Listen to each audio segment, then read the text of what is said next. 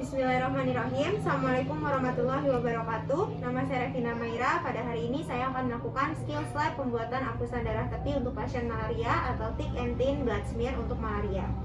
Yang pertama, di sini kita siapkan alat-alatnya, yaitu untuk objek gelas ataupun preparatnya. Di sini kita akan beri label pasien terlebih dahulu, berikut dengan identitasnya, lalu juga tanggal lahir dan juga tanggal pengambilan spesimen. Setelah selesai, di sini saya akan mencuci tangan 6 langkah menggunakan sabun dan menggunakan hand glove.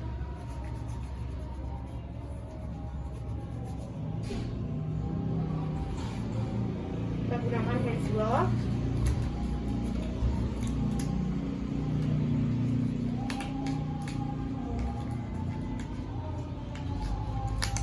Nah, setelah itu di sini kita akan bersihkan terlebih dahulu objek gelasnya. Di bagian permukaannya menggunakan alkohol, dan setelah dibersihkan di sini kita jangan menyentuh bagian permukaannya. Setelah itu di sini kita siapkan pasiennya. Apabila pasien dewasa, kita bisa menggunakan tangan yang non dominan, yaitu di bagian jari tengah ataupun jari manis. Lalu apabila pada bayi, itu bisa kita lakukan pengambilan spesimen atau darah di bagian tumitnya. Nah, setelah kita ambil untuk darah di bagian jari pasien, yaitu yang pertama, saat kita mengambil darahnya ini, kita akan gunakan terlebih dahulu alcohol swab. Kita bersihkan terlebih dahulu bagian ujung jarinya. Setelah itu, di sini kita biarkan beberapa saat dan kita lakukan tusukan menggunakan gelat lancet. Setelah itu, di sini kita hapus untuk darah yang keluar pertama. Untuk darah yang selanjutnya, di sini kita teteskan di atas objek gelas. Untuk apusan darah yang tipis, kita teteskan 1 tetes saja. Sedangkan untuk apus darah tebal, kita teteskan 2 sampai dengan 3 tetes. Nah, setelah selesai, di sini kita akan menggunakan spreader untuk membuat apusan darah tebal ataupun darah tipis. Nah, untuk apusan darah tipis sendiri, itu kita akan menggunakan slider atau spreader seperti ini dengan sudut 45 derajat dan kita tekan di atas apusan darah yang 1 tetes tadi sampai seluruh darah tipisnya ini tadi atau tetesan yang 1 tetes tadi itu menyebar ke spreadernya, ke seluruh sisi spreader. Lalu kita dorong secara perlahan dan juga cepat. Setelah selesai untuk yang apusan darah tebalnya, kita akan menggunakan spreader di sisi yang lain. Kita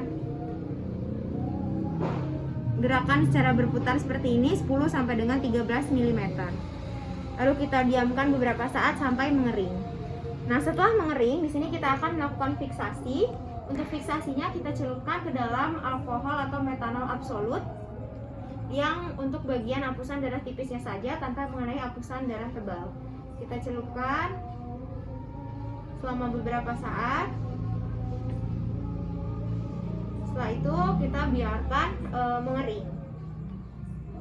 Nah, setelah kering, di sini kita akan letakkan di atas rak perwarnaan untuk dilakukan perwarnaan gimsa, yaitu kita akan menggunakan pelarut gimsa. Kita tutupi apusan darah tebal dan tipisnya tadi.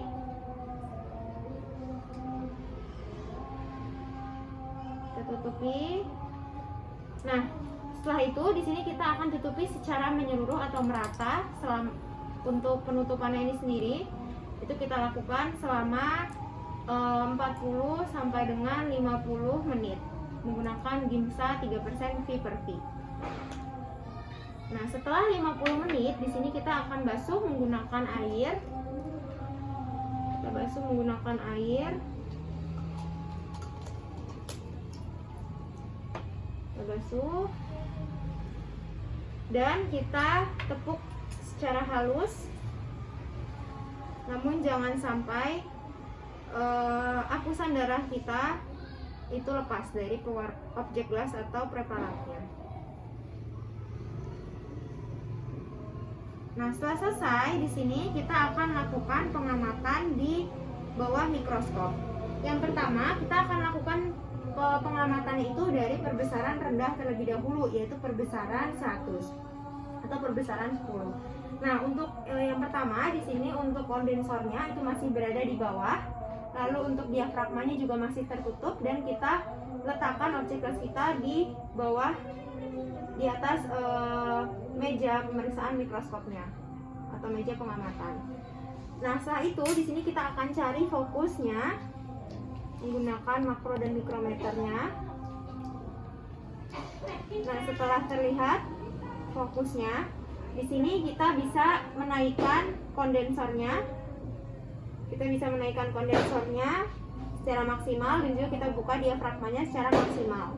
Setelah itu kita berikan minyak emersi. Setelah kita berikan minyak emersi, di sini kita akan putar ke arah perbesaran yang lebih besar. Itu adalah perbesaran 1000. Lalu kita amati dan kita interpretasikan. Untuk apusan darah tipis itu karena red blood cell atau eritrositnya sudah mengalami lisis, berarti di sini bisa kita temukan atau kita identifikasi spesies dari Plasmodium penyebab malarianya. Namun untuk apusan darah yang tebal, karena RBC atau eritrositnya itu tidak lisis, di sini sifatnya itu untuk pengamatan dari apus darah tebal itu sifatnya adalah kualitatif. Jadi hanya menunjukkan apakah pada spesimen darah pasien ini itu terdapat mikroorganisme Plasmodium atau tidak, yaitu hasil yang positif malaria ataupun negatif malaria. Setelah selesai, di sini kita bersihkan alat-alatnya dan kita buka sarung tangannya.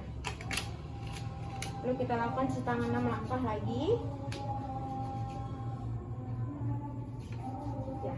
Sekian untuk pemeragaan skills lab pembuatan apusan darah tepi ataupun thick and thin blood smear untuk malaria dari saya. Alhamdulillahirabbil alamin. Terima kasih. Wassalamualaikum warahmatullahi wabarakatuh.